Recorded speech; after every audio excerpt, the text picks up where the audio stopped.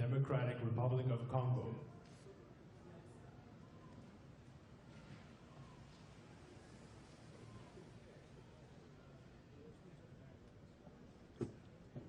His Excellency Joseph Kabila Kabange, President of the Democratic Republic of the Congo.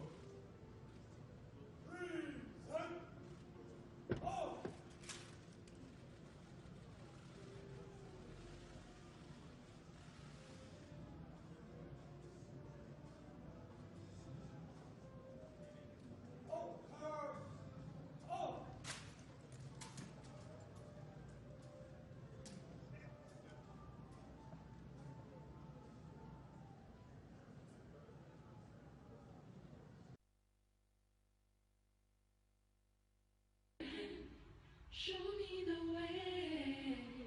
Ngana bungi nzela. Pobotika kinga mosika. Yangona koma kisemi telengano. Kokola kisanga nzela.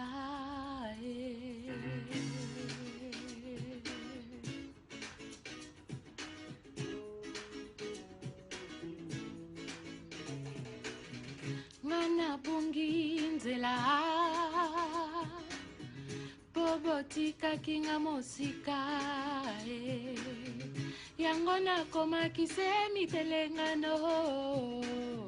Kokola kisanga nzela Tembe ninyongayo baninga Nakoluka nzela ya bomoy Oh, bato mokili mabeyo Babo ingana zuwa lobiko Show me the way I can go Take me by the hand Show me the way Take me by the hand Show me the way I can go Take me by the hand Botama ya mwana na tongo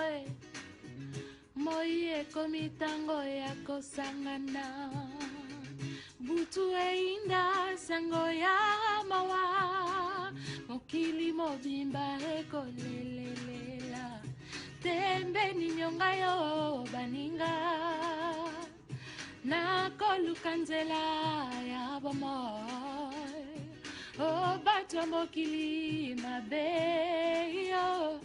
Babo ingana zuwa lobiko Mama chérie Show me the way I can go By the hand Show me Mama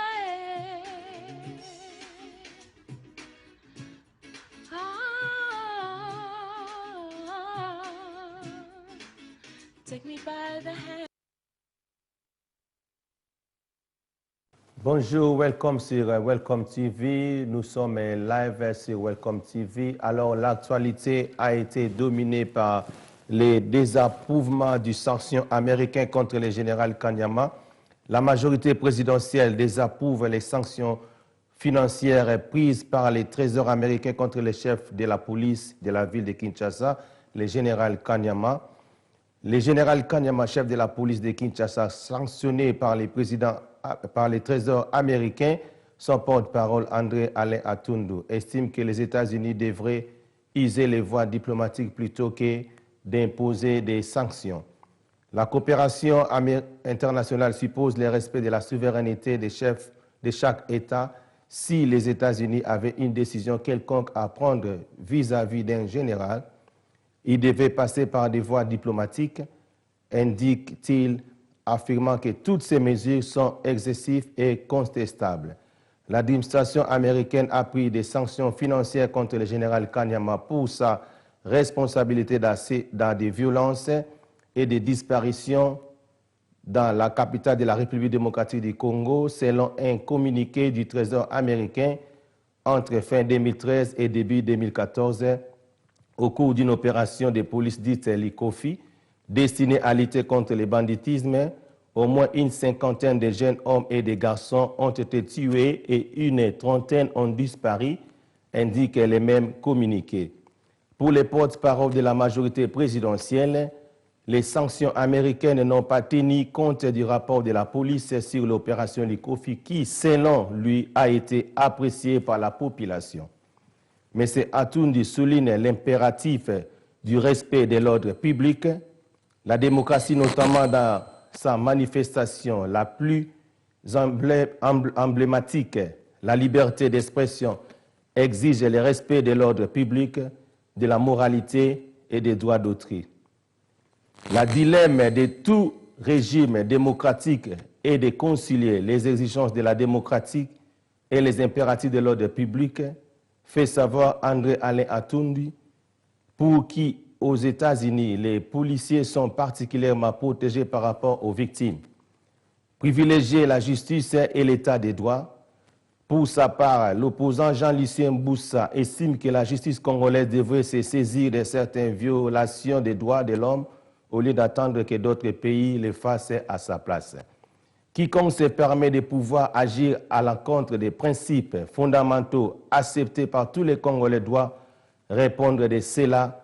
à l'intérêt du pays. Nous devons aussi savoir que le monde est devenu un village. De ces faits, les actes restés impunis à l'intérieur peuvent être saisis au niveau international de façon appropriée, explique-t-il. Le président du CDIR soutient les sanctions américaines indiquant que les États-Unis sont régis par les règles internationales. Pour Lucien Boussa, les responsables congolais doivent répondre des violations massives des droits de l'homme en République démocratique du Congo. C'est d'après votre humble serviteur, le pasteur Bienvenu Salin. Alors, problème, on note le que les problèmes, il y a Makambo et le Kainakin. Les Américains, balingi ba condamné général Kanyama, mais biso bana Congo to se pe na acte wana parce que azope sa ordre na kati na mboka na biso. Alors mboka na biso Congo ezosenga na ba général lokola ba Kanyama bazala na pona kopesa discipline. Alors na pesi pe merci na Nzambe na ndenge ke na mboka oyo tovandi référendum pe leki kitoko ndenge zana to gagner déjà biso bato votaki out toza vraiment out toza suna makambo bero pona te eza pena bien pona respect ekota que bato so bamba kota la kati na mboka na biso za Grande-Bretagne il faut pas rappeler visa ndenge sengeli il faut contrôle et puis bato pe bazali so bobi mande bobi makali boso na ba groupe bobimi eza su ndenge na te boza ba visa na bino bokende mais prise en charge ni ba repese la bino il faut boye basiko boza prise en charge ndenge ni. Alors on a pesi merci na Nzambe pona makambo na peme ko gisami alors discipline ekota penda très bien ndenge zala kala mboka na biso ekoma kitoko nde tozali awa de la même manière na Congo. Nous avons besoin de général, ou général Kanyama, nous avons besoin de discipline. Oche mobulu a bakangi okina kino kote na général Kanyama repesa o discipline ndenge sengeli parce que Congolais a besoin de discipline. Donc général Kanyama za muto biso ba Congolais toujours soutenir à 100%. Donc makambo ba lobi na donc eza kutu na place té donc c'est impératif biso ba Congolais to mesana ndenge wana. To mesana ke oye na désordre na yo aux appels mutoyo a repesa au respect parce que général Kanyama premièrement a silisi mubulu ya ba soldats nanu d'abord pour les soldats na tanga kala soldats au kanga civil au sala civil mabe mais na tang oyo soldats ko sala ngote parce que soldats yé moko zo banga général Kanyama alors général Kanyama za muto pena bungi na place wana donc mutu moko te alo ba soki ndeni aza muto ya bungi na place wana biso tout zo soutenir yé alors nde to lobi que donc actualité za ki dominer na masolo wana et puis tout ça la non Nzamba sunga et puis il kamuna na loba awa le 19 décembre on est comme ils a ata lobby tout le monde a peine que non le 20 IP chef de l'état va na place naé et puis dialogue na zo senga na bakonza mboka baluka ka dialogue en tout cas na 2017 donc batika nanu tellement que ba comme ko ça ba mbuyema trop donc dialogue to ke na ngoti na 2017 c'est ma to sali dialogue donc dialogue to sala ngom ndenge nini pourtant date wana obacha ya 19 ekoki ke mutamona ni élection salamité alors to sola siko masola ngo na 2017 après donc ba fone na dialogue total siko bato baloba ke non ba ko cha soki ndenge ni total siko bosa la soulèvement obunyo boluka wana donc elo na zo senga siko eza siko ndenge wana parce que kongola zo tamona des autres de tout na ba distraction alors tembezo le kabato ndenge zana na zala ba image na wala sabino botala ndenge nini musale zo sala manango. Donc il faut avoir un respect d'abord de la constitution de Abisso, tous appellent un respect ya makambo ekomami na kati ya constitution tozala mpe na respect ya bakonzi ya mboka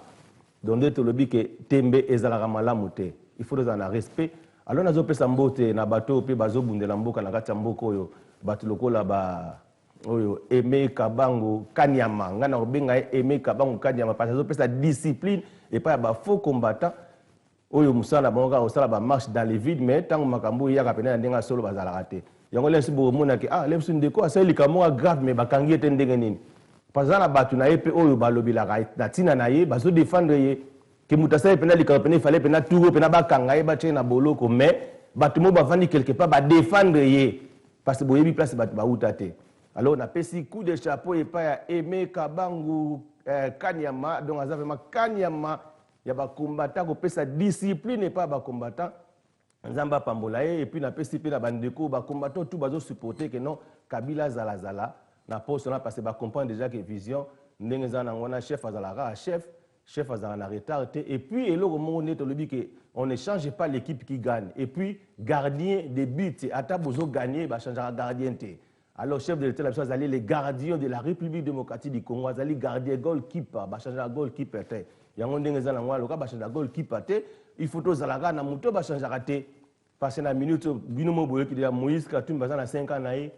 oyo bapesi ye bato basala ye bapublicité na ye kutu donc esalinga kutu pasi bato mosusu oyo baza supposé ke na kambo ye bandemi Moïse Katumbi azala présent alors que Moïse Katumbi akokota na boloko aza na 5 ans de prison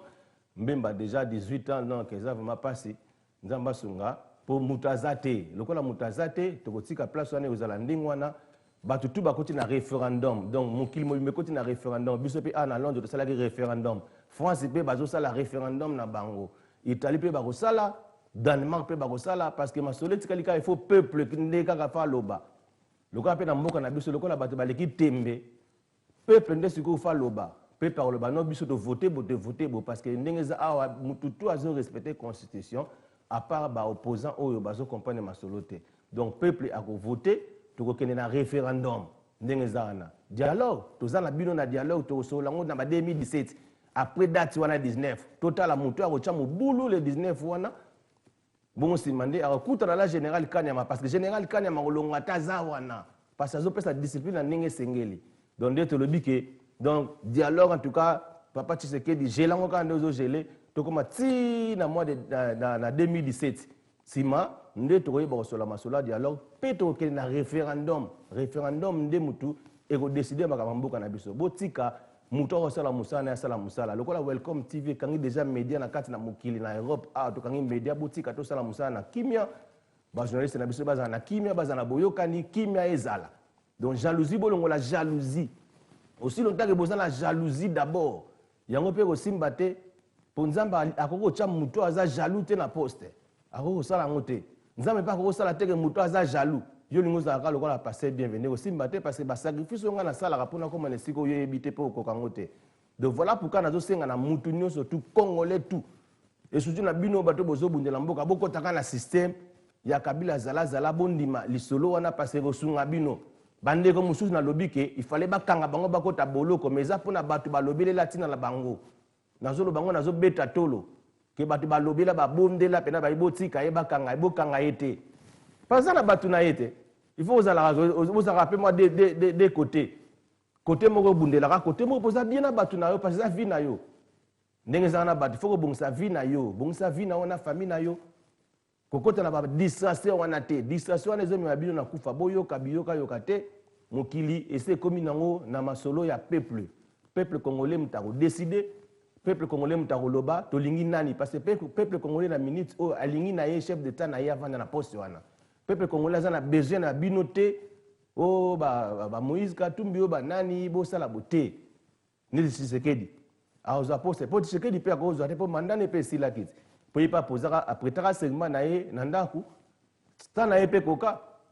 mais sikoyo bino bondimaki motu oyo ta na ye koka asimba donc asimba nini temps oyo bozoprépare mpo na élection ye asimba azala sikoyo président bozosala bamakambo oyo ndenge bato baraisonnaka te